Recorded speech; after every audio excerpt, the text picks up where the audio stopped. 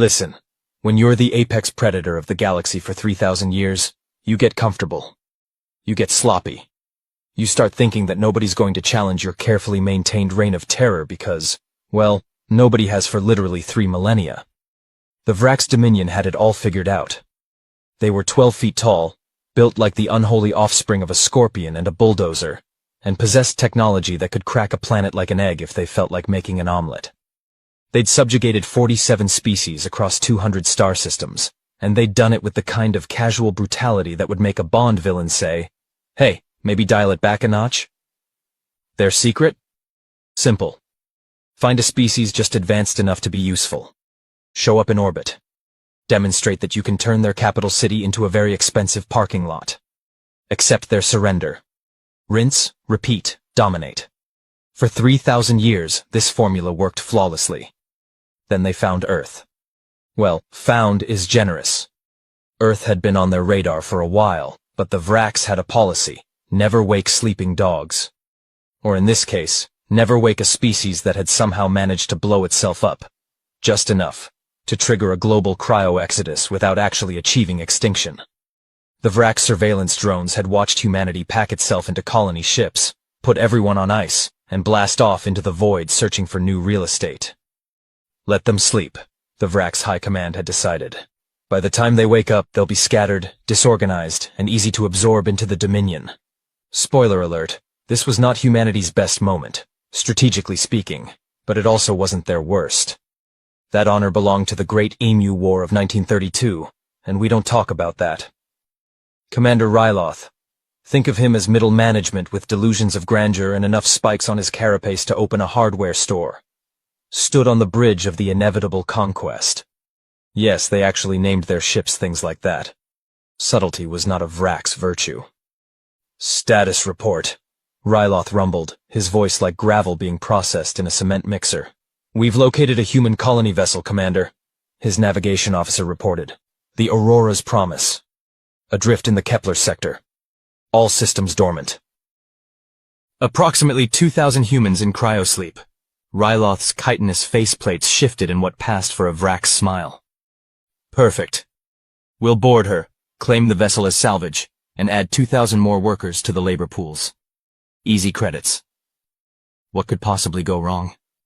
Sergeant First Class Devin Mitchell woke up feeling like he'd gargled with sandpaper and slept in a tumble dryer. This was, technically speaking, accurate. Cryosleep was less peaceful slumber, and more, your body forgets how to body for a while. The pod hissed open. Devin blinked at the dim emergency lighting, his brain slowly rebooting like a computer from 1995. Ugh. What? Where? He sat up, every joint creaking. Did someone get the number of that truck? Alert!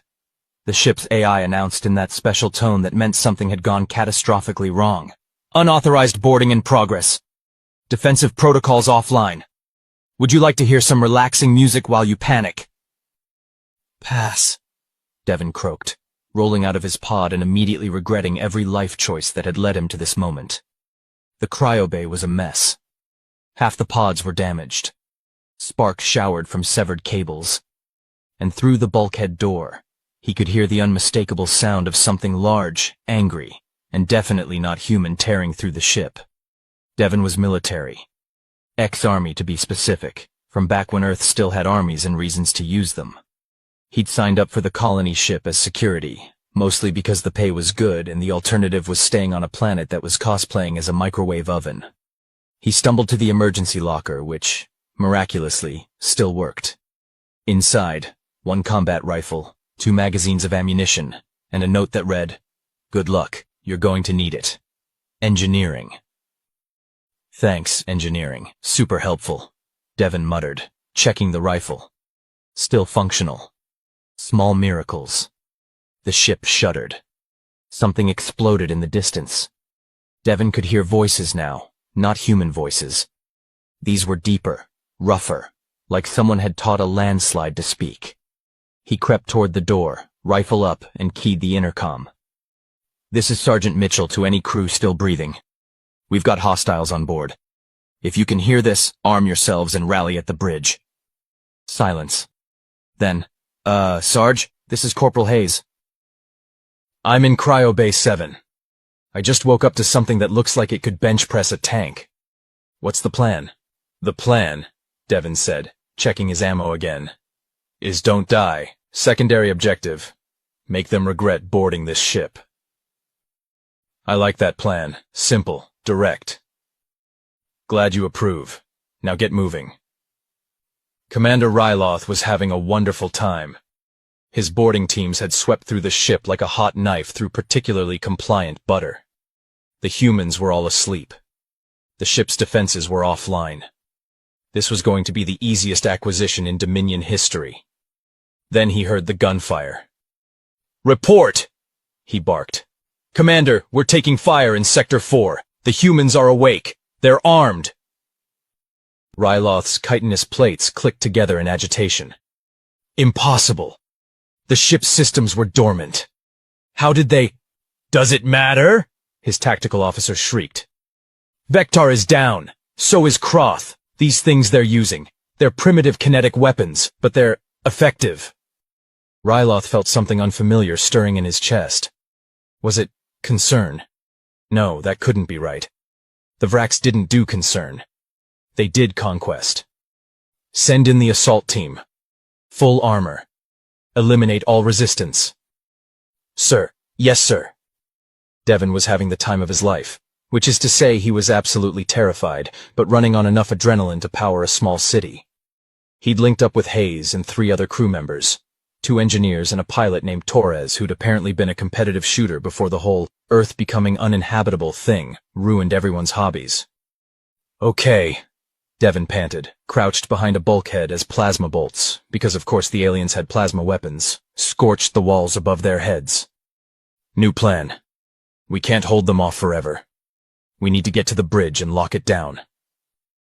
And then what? Hayes asked, returning fire with his rifle. We're 5 people on a dead ship in the middle of nowhere. And then we make some calls, Devon said. Torres, how's your piloting? Rusty, but functional. Why? Because I bet these bastards have ships nearby. Nice ships. Ships with working engines. Torres grinned. I like where this is going. Commander Ryloth was no longer having a wonderful time. 3 of his assault teams had been repelled. 2 more were pinned down. And the humans were actually advancing, pushing his forces back toward the airlock. How is this happening? He roared. They're primitives.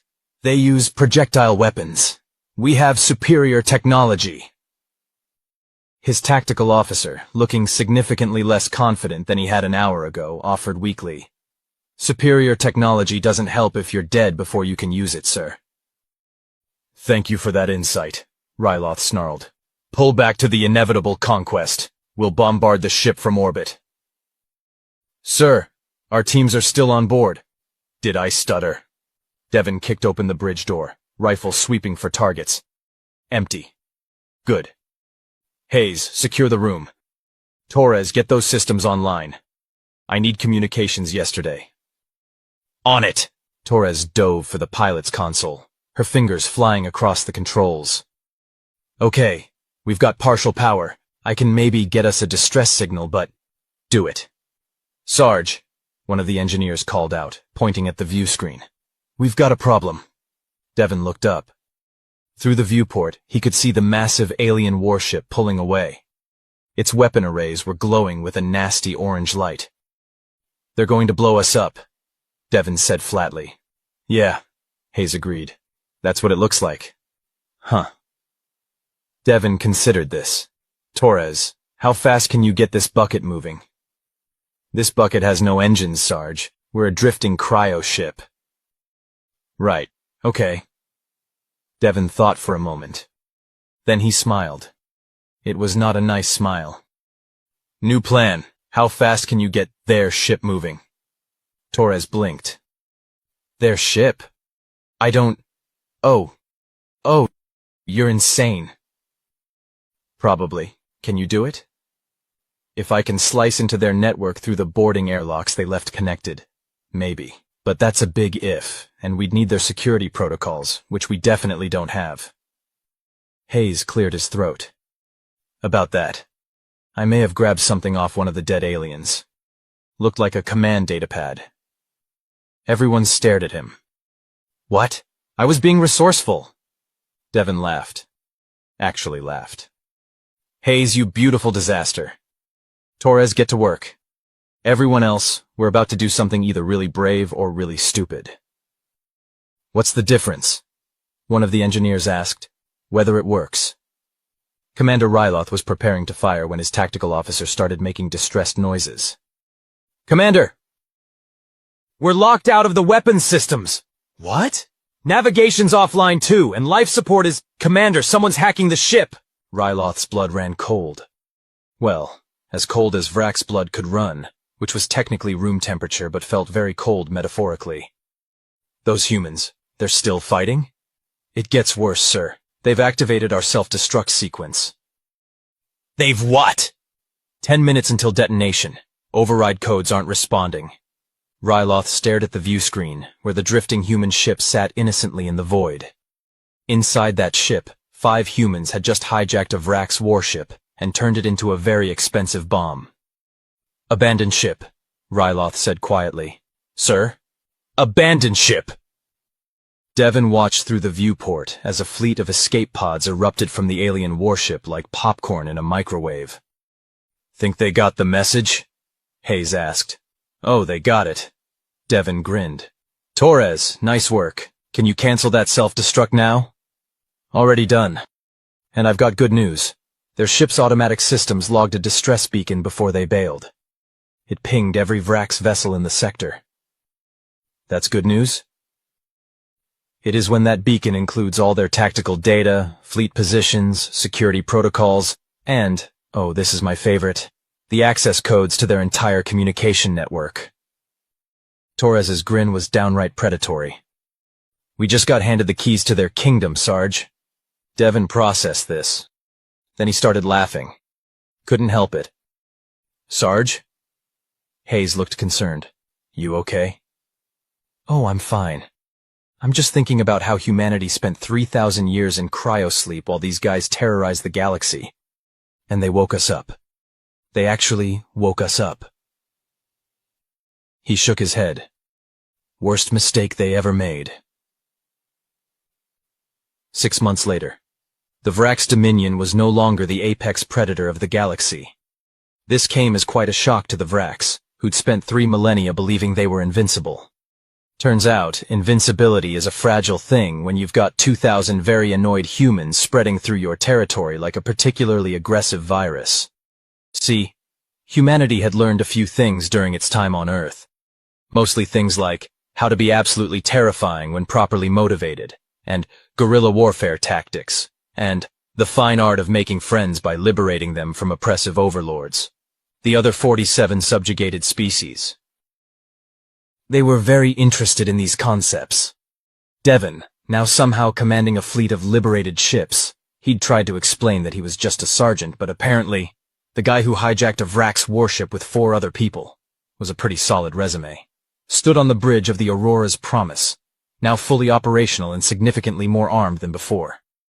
Sir, Hayes said. He'd started calling Devon Sir after the whole accidentally starting a rebellion thing. We're receiving a transmission from the Vrax High Command. They're requesting negotiations. Requesting? Devon raised an eyebrow. Okay, they're begging. It's definitely begging. Huh. Devon leaned back in his chair. Tell them we'll consider it. After they release all their subjugated species, dismantle their military, and publicly apologize for being, quote, galaxy-sized jerks with superiority complexes. They're not going to like that. Hayes, do I look like I care what they like? Fair point, sir. Torres spoke up from the navigation console. We've got incoming ships. It's the Zafrani delegation. They're asking if we need help mopping up the last Vrax holdouts in the Kepler sector. Tell them yes and thanks. Also see if they're interested in a mutual defense treaty. I'm thinking we could use some allies. Already on it. Devon smiled, watching the stars streak past the viewport. Humanity had woken up to find itself in a galaxy full of bullies and victims. And yeah, maybe humans weren't the strongest species. Maybe they didn't have the best technology. Maybe they'd been asleep for 3,000 years and missed the entire rise of galactic civilization. But humans had something the Vrax had forgotten about during 3 millennia of unchallenged dominance. Humans were survivors. Humans adapted. And when you backed humans into a corner, they found a way out, or made one. "Sir," Hayes said, interrupting Devon's thoughts, "the rest of the colony ships are waking up. We've got messages coming in from all over the sector. They're asking what they missed." Devon laughed.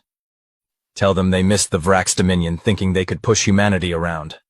Also tell them we've got a galaxy to reorganize and about 47 species who could use some help building actual democracies instead of military dictatorships." "That's going to be a lot of work." "Yeah," Devon agreed. "But we've got time. We've been asleep for 3,000 years. Might as well make up for lost time." He looked out at the stars, at the ships gathering around the Aurora's promise. Human ships, Zephrani ships, Keltar vessels, even a few Vrax deserters who'd decided they preferred freedom to oppression. The galaxy had been terrorized for 3,000 years by species who thought might made right. Now it was humanity's turn.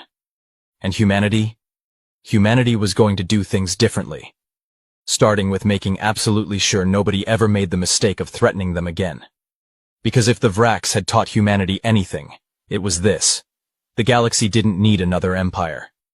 It needed protectors who remembered what it was like to be the underdog. And humans? Humans never forgot where they came from. Commander Ryloth sat in a detention cell, contemplating his life choices. The humans had been surprisingly fair, actually. No torture. No execution. Just a trial. A conviction for war crimes, and a comfortable cell with 3 meals a day and access to the prison library. He'd been reading human history, specifically their military history. It was horrifying.